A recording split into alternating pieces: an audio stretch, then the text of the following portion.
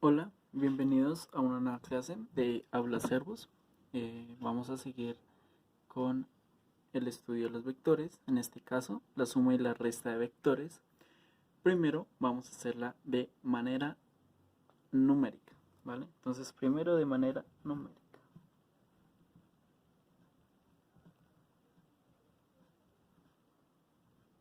Listo. Y vamos a iniciar por la suma. De manera numérica, para hacer la suma y la resta de vectores de manera numérica, tenemos que siempre recordar eh, la notación en esta forma. Digamos, supongamos que tenemos el vector A y este vector tiene componentes A1, A2, A3, ¿sí? O un vector A que sea en dos dimensiones, A1, A2, ¿vale? A esto se le conoce como pares ordenados o ternas ordenadas, ¿sí? ¿Por qué ordenadas? Porque siempre va a ir la X, luego la Y si estamos en tres dimensiones, la Z, ¿ok?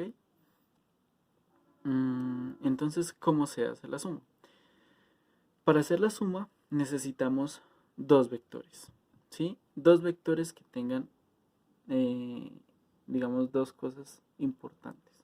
La primera es que, o bueno, solo necesitamos un criterio, una cosa importante que es el número de componentes, ¿sí?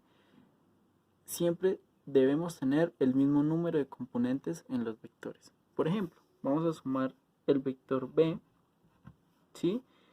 Más el vector v. El vector v más el vector u, perdón. Entonces, el vector b, ¿cierto?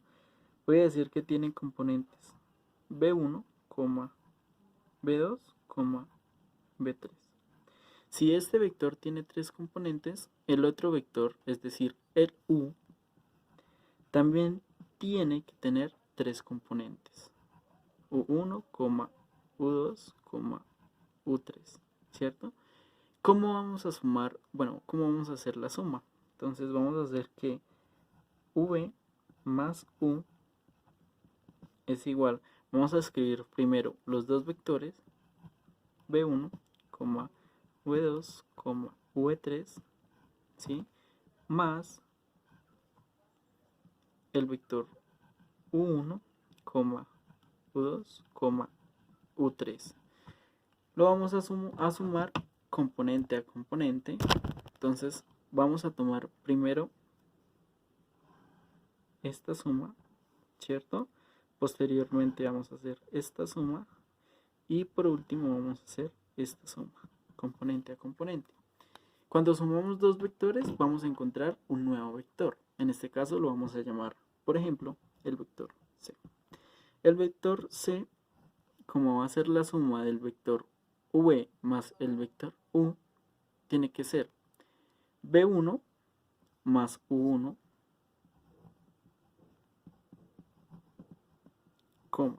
V2 más U2,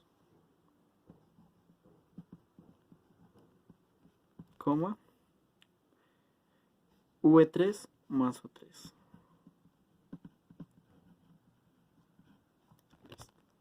Así es como nosotros hacemos la suma de vectores de manera numérica. También tenemos la resta.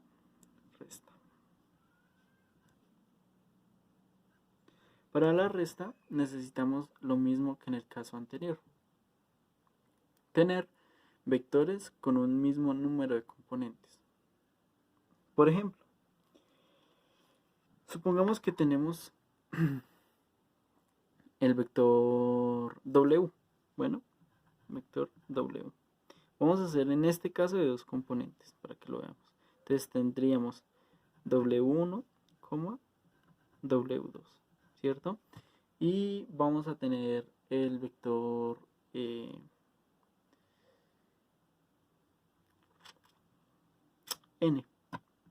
Puede simbolizar con cualquier letra los vectores, ¿sí?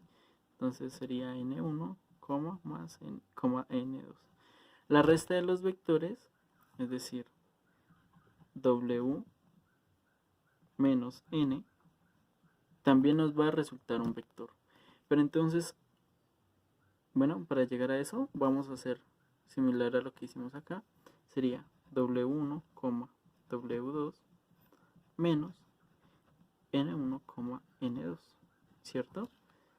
Y posteriormente vamos a restar componente a componente, lo restamos y esta, lo restamos. Entonces nos va a dar un nuevo vector que vamos a llamarle, por ejemplo, el vector S, ¿sí? No importa cómo lo llames, lo importante es el vector y que lo simbolices de esta manera, ¿vale? Entonces, igual a qué? A W1 menos N1, coma, y W2 menos N2. Siempre componente a componente, ¿vale?